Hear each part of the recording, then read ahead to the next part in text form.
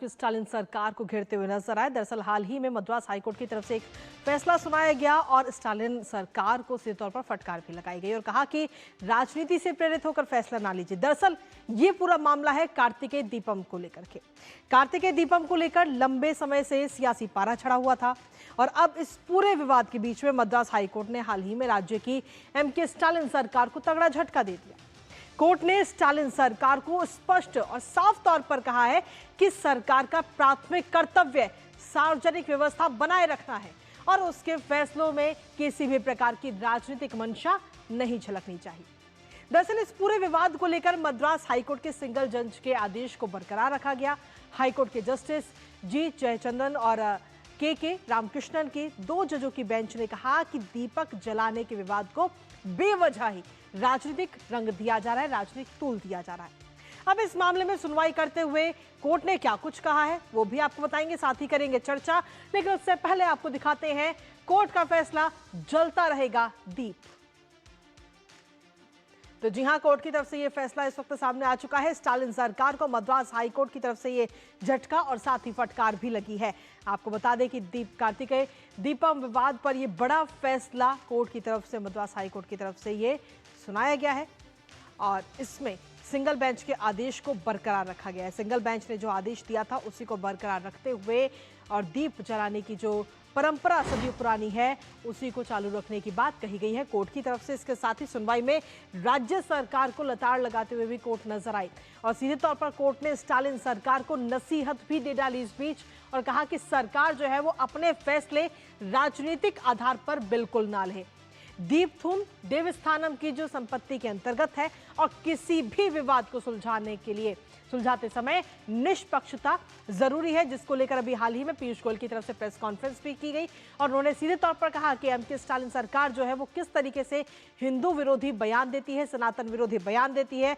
मुख्यमंत्री खुद और उनके बेटे किस तरीके से एंटी हिंदू बयान देते हैं उसका जिक्र उन्होंने किया। लेकिन आखिर ये पूरा मामला क्या है जिसको लेकर पीयूष गोयल की तरफ से प्रेस कॉन्फ्रेंस की गई और मद्रास हाईकोर्ट का ये फैसला है। एक नजर फटाफट से इस पूरे मामले पर डालते हैं, फिर करेंगे चर्चा अपने संवाददाता से।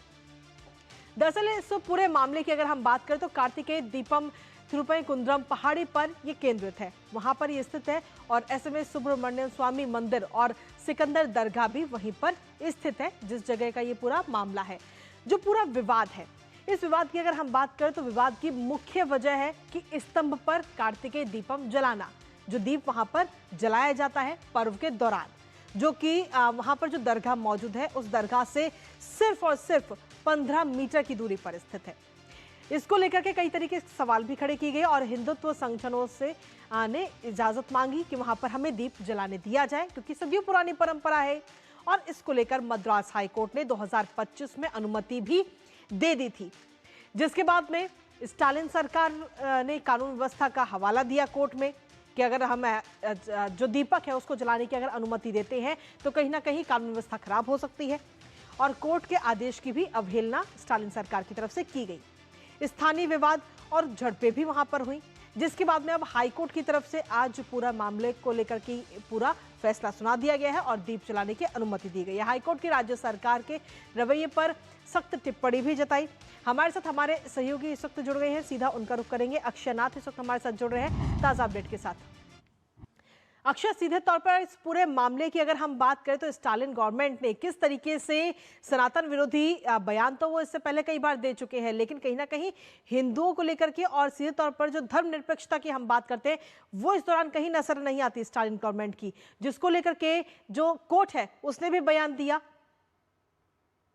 कृतिका, हम देख रहे हैं कि यहाँ के तमिलनाडु के मद्रास हाईकोर्ट के मदुरई बेंच ने ये ऑर्डर दिया है, ये बोल के कि राज्य सरकार और तमिलनाडु के गवर्नमेंट ऑफिशियल्स ये दीपस्तंभम माने कि जहाँ पे वो दीप जलाएंगे कार्तिक मास में यहाँ के सुब्रमण्य क्षेत्र जो है त्रिपुरम कुंज में, और ये बहुत ही बड़ा उत्सव होता है यहाँ के लोगों के लिए और सिर्फ एक दिन के लिए ही होता है ये आक्रोश। और उस दिन के लिए ये जो बैन और ये विरोध जो राज्य सरकार ने दिया था, यहाँ पे देखा गया था कि मद्रास हाईकोर्ट ने उसके लिए परमिशन भी दिया था। और उसके अलावा भी राज्य सरकार और यहाँ के जो ऑफिशियल्स थे उन्होंने मना किया था। अभी Madurai bench of the Madras high court ने पहले जो ऑर्डर दिया था मद्रास हाईकोर्ट ने वो अपहोल्ड करके बोला है कि सिर्फ एक दिन के काम के लिए एक जो भक्त है उनके लिए डेफिनेटली उनके भक्ति के लिए टाइम देना पड़ेगा। और बिल्कुल। की पॉइंट ये बोला है कि देवस्थान के जो मेंबर्स है पहले ही यहाँ के जो कलेक्टर है वो डिसाइड करेगा कि कौन लोग वहां पे जाके वो दीप स्तंभ में दीप जलाएंगे। और ये भी कहा गया है कि पब्लिक को जनरल पब्लिक को वहां पे जाने के लिए मना है। पर ये जो सिर्फ एक ही दिन में साल में एक ही दिन पे आता है ये फेस्टिवल तो वो टेकिंग फॉरवर्ड वो करना पड़ेगा। और ऐसे राज्य सरकार और यहाँ के जो ऑफिशियल्स है वो मना नहीं कर सकते क्योंकि ये एक भक्त या यहाँ के जो हिंदुओं के जो डीप कनेक्ट जो है उनके लिए सुब्रमण्य स्वामी के लिए वो जी। किसी को भी मना नहीं करना चाहिए। तो यही बोला गया है। और इस जो ऑर्डर आया है उसके पहला लाइन ये होता है कि गॉड ने बोला कि लाइट दे और लाइट आ गया। तो कौन रोक सकता है ये लाइट को। लेकिन अक्षय, अगर हम देखें तो आखिर स्टालिन गवर्नमेंट ने इस पर रोक लगाने के पीछे क्या कुछ वजह जताई?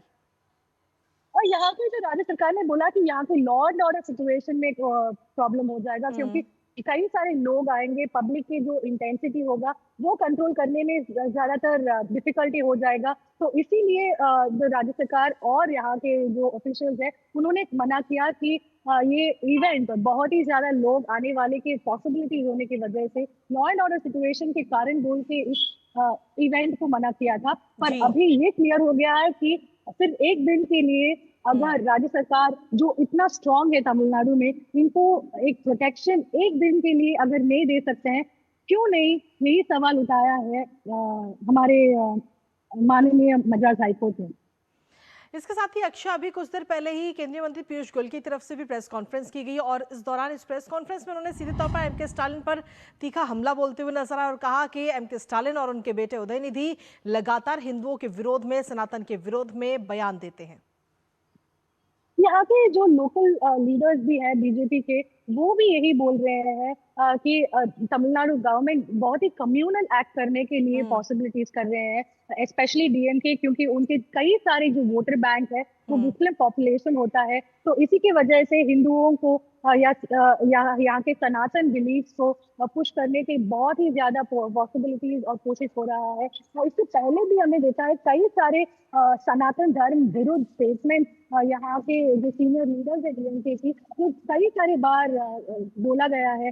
तो ये पहली बार नहीं है जब एक हिंदू फेस्टिवल या सनातन फेस्टिवल को ऐसे एक रिसीवेंट या ऐसे एक सिचुएशन में डाला गया है। जी चलिए, बहुत बहुत शुक्रिया अक्षय, तमाम जानकारी और अपडेट्स हमारे साथ साझा करने के लिए, इस महत्वपूर्ण खबर से जुड़ी हुई। और इसी के साथ चलिए अब रुक कर लेते हैं न्यूज़ पंच में।